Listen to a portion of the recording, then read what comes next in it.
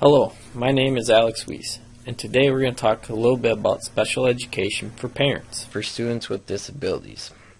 Early records indicated that children with disabilities were treated cruel and inhumane.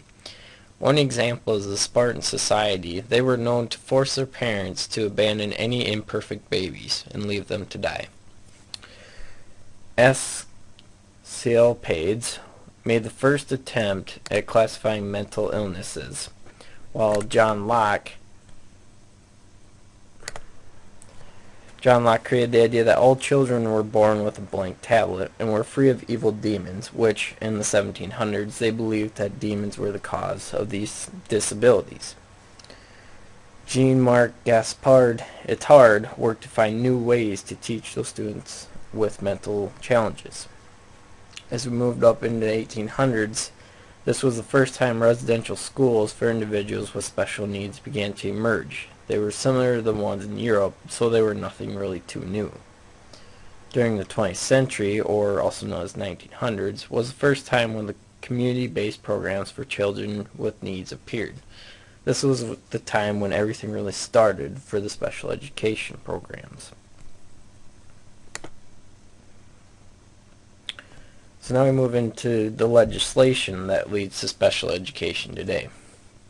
The Education for All Handicapped Children's Act, or the 94-142, which is the 94th Congress, the 142nd law. This act established that all people between the ages of 3 and 18 must be provided with the free and appropriate public education. This means that it needs to be suited to the disability of the child, which is the appropriate, and free is that it won't cost the parents extra financing to support their child in education. The child must be placed in a least restrictive environment, which is a classroom that they will benefit of the most, whether this may be the regular classroom or a resource room. The law also requires a diagnosis of the educational program. So continuing on, now another part is the IEP, or the development of the individualized education program. This illustrates the goals that both the school and the parents want for their child. All children with disabilities receiving any type of special education services must have an IEP. Most of the members included are parents, one regular education teacher of the child, a special education teacher, the child themselves, and the representative of the educational agency. So now some categories of the special needs. One of them is autism. It is a developmental disability affecting the verbal and nonverbal communication. Another one is hearing impairment and deafness. These are very common and easy to understand.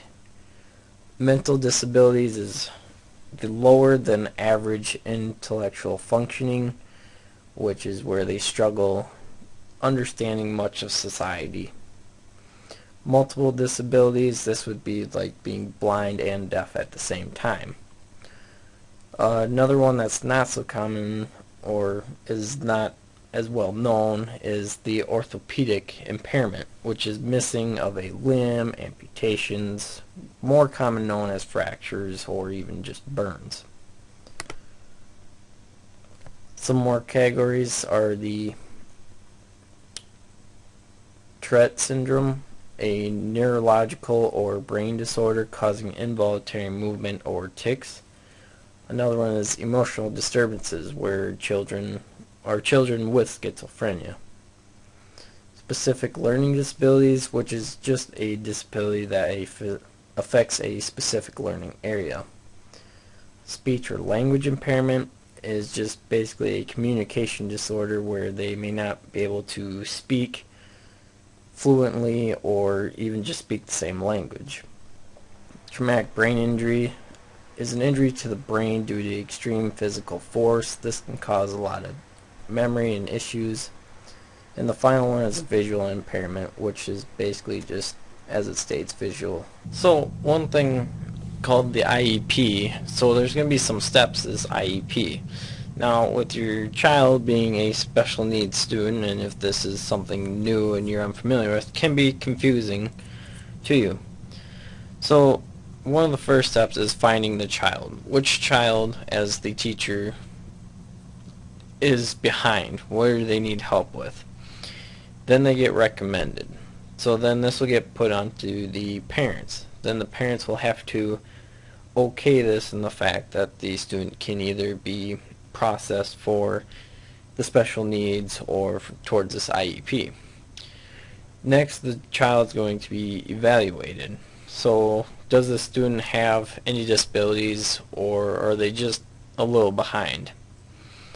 After that, they will be determined the eligibility of this child while using more assessments to see if this child needs to be in special education or if they need this IEP. And the fifth one, the child is then accepted and needs some more help in the special education services, which when they get the special education services, then they will need the IEP. So as next step is the IEP team. They will meet to write up the student's IEP, what they're going to need, any services that they're going to need, what are the goals that they're going to work on, as it was stated before. Next thing is going to be to provide those services to that child so that they can get what they need to meet those goals. 8, they're going to measure the progress. They're going to see if the student is progressing or if they're falling behind in one area and advancing in another area. Basically just seeing what's working and what's not working. During all this, the parents will be included, they'll be updated, they'll be asked questions, they'll have any parents' questions answered. And 9, they're going to review the IEP, which is a yearly deal, to make sure that they're meeting that child's needs, because this is individualized, and if this child changes, the IEP needs to be changed to meet those accommodations. And 10, which is just the reevaluation, which is a yearly deal where they will be accepted into needing continuation of special services, or they're going to be allowed to get out of the special education and just straight up into the regular classroom. So your rights as parents. Basically, as parents, you have the rights to everything. You have the rights to know any processes that are being done to your child, any tests, any evaluations on your child. You also must be notified for your child to be accepted or rejected into the special education program. So some of the assessment process, basically it's going to be an IQ test that will be administered to your child to see basically what grade level they're at, so that the teachers may know where to work with and what's going to be the most extreme. These areas are going to be basically in reading, writing, and math. So some services that may be provided, these are going to be any modifications, any accommodations to help your child in any setting that they're at in the school environment.